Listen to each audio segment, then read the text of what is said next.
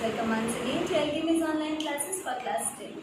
In our last video, we had discussed about the poet, about the setting of the poem Amanda, and also the literary devices and the rhyme scheme related to this poem. Before starting the detailed explanation, I would like to say just one common thing, that knowledge is power. The more you explore, the more you are going to learn the things. So with this, let us start our today's work. The first stanza that we have in front of us is, "Don't bite your nails, Amanda. Don't haunch your shoulders, Amanda. Stop that slouching and sit up straight, Amanda." In this stanza, the poet Robin Klein, he says that Amanda is getting instructions every now and then.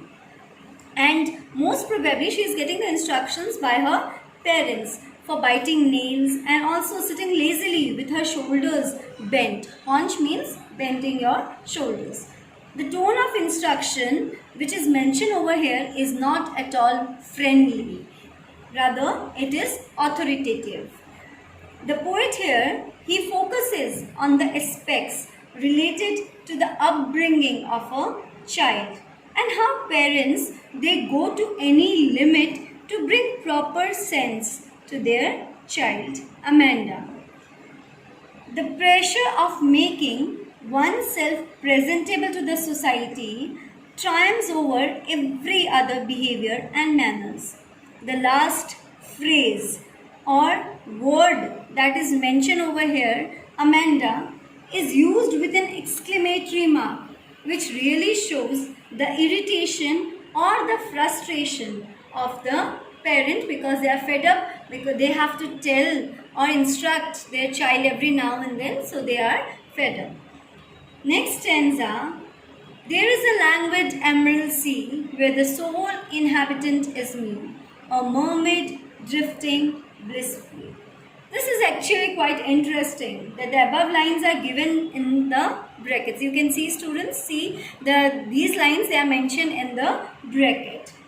These brackets are used to provide more meaning to these lines.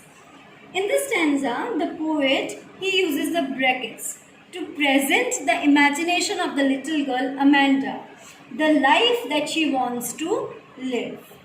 Amanda uses her imagination and wants to escape from day-to-day commands that is given by her parents to her every now and then.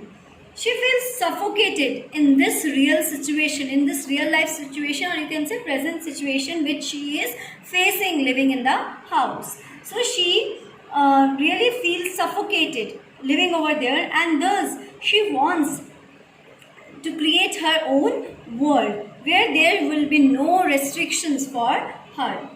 Amanda is lost in the world of her own, away from any principles or the rules of her parents or the society. She imagines herself to be a joyful mermaid, and the mermaid who is going to sail without any restriction and will be happy throughout. It is important to see that Amanda, she doesn't want her parents also over there because she is frustrated living with her parents. Her life is not going in the way that she wants, and she feels that there is no one in the house who is going to support her. So, mermaid actually, why she has written here or she wants to be a mermaid, because it is a symbol that symbol of freedom and wonder. That means she wants to roam, she wants to go in the clear sea where there is no restriction for her, and she is going to enjoy the whole life without any burden. Third stanza we have, students. "Did you finish your homework, Amanda? Did you tidy your room, Amanda? I thought I told you to clean your shoes, Amanda." In this stanza, the poet says that Amanda is now asked by her parents whether she has finished her homework or not, or whether she has tidied her room, and also whether she has cleaned her shoes or not. These set of questions, or you can say instructions, these marks a shift from the instructions given in the first stanza. Now Amanda, she is being coached or she is being instructed about the things that are related to her surroundings. The way of instructions, it also shows that every aspect of her is related to question and proper guidance given by her parents, because her parents think that the girl needs the directions or the instructions, so every now and then they are giving the instructions, which is not at all liked by Amanda. She is really being disciplined for every little thing. Her innocence is actually lost with the passage of time. The way these instructions are given to the girl is really not liked by the girl. The fourth stanza we have, I am an orphan roaming the street. I pattern soft dust with my hushed bare feet. The silence is golden, the freedom is sweet. In this stanza, we find that Amanda, she is really lost once again in her imaginative world. The first line, I am an orphan, it expresses Amanda's really helplessness and her depression. She is greatly dejected, or you can say disappointed, because of the continuous nagging of her mother. She has no shoes on her feet. She just imagines that she has no shoes on her feet, and she is creating a pattern on the dust, soft dust, with her bare feet. Hushed here refers to silent feet. Then she moves silently, which throws light on her world of imagination. That she really wants to run away from the nagging world, and she wants to go near the sea, or she wants to roam on the street with her bare feet and just making patterns from her bare feet. The next stanza we have, don't eat that chocolate, Amanda. Remember your acne, Amanda. Will you please look at me when I am speaking to you, Amanda? The instructions here, again it is given by her parents. Now again this is the real life situation where she is getting instruction by her parents. So the instructions or the cold commands, you can say, of Amanda's parents also continue over here.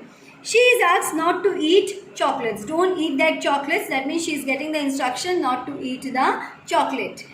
And also she is asked to develop, because she says that her parents says her that if she is going to eat chocolate, definitely she is going to have acne on her face. Acne means pimple on her face. It also shows the care and attention towards the external appearance and its values. She is made conscious of the developing acne, and this consciousness is developed in her by her parents. This again, it is an indication of the value also, or you can say the necessity of the social dispensation of life. I am speaking to you. Will you please look at me when I am speaking to you? Now, Amanda, she doesn't respond. So the parents, they say that, can you please look at me when I am speaking to you? The mother says that, can you please pay attention when I am speaking to you, Amanda? Next stanza. I am Rapunzel. I have not a care. Life in a tower is tranquil and rare. I shall certainly never let down my bright hair. Amanda is still. Now once again she is lost in her own imaginative world. She imagines herself that she has the long golden hair as a Rapunzel who lives in a castle hat. I guess you know Rapunzel. Actually Rapunzel, it is the name of a German fairy tale character who was made to live in a high tower. She thinks that Rapunzel's life must have been very peaceful while living in that tower. But she doesn't want Rapunzel's destiny that was meted out to her. Rather, she doesn't want to let down her bright hair. She has shaped Amanda's inclination towards She seeks represents life far away from the life that she is at present living. You can say, students, that the inhuman treatment had made Amanda move away from the society.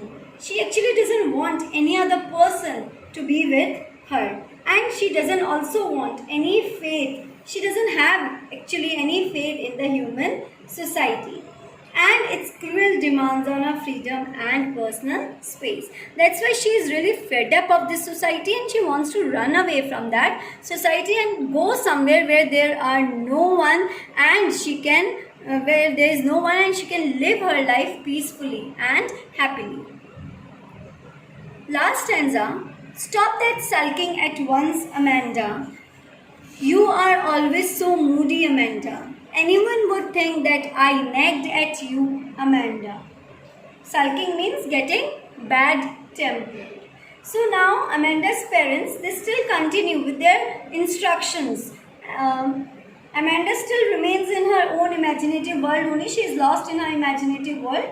So the parents believe that Amanda is not reacting towards the things and that is really bad. They are more worried about their impressions in society. The parents, they are really worried about their impression in society. And it is clear when they say that anyone would think that I nagged at you, Amanda. Nag means tease you. Apparently, they do not want the society to know they are nagging Amanda. They are worried about how the society will react when Amanda is going to be in the foul mood.